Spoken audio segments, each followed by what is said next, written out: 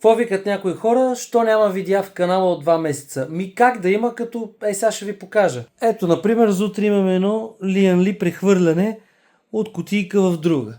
Имаме един high-end build за 7000 лева, който трябва да направим утре също. И сега като ги започна. 1, 2, 3, 4, 5, 6, един тук в кутия 7, 8. Това всичкото трябва да се погледне, да се отремонтира, да се профилактира и да се изпрати към клиентите в рамките на 24-48 часа, нали, при възможност.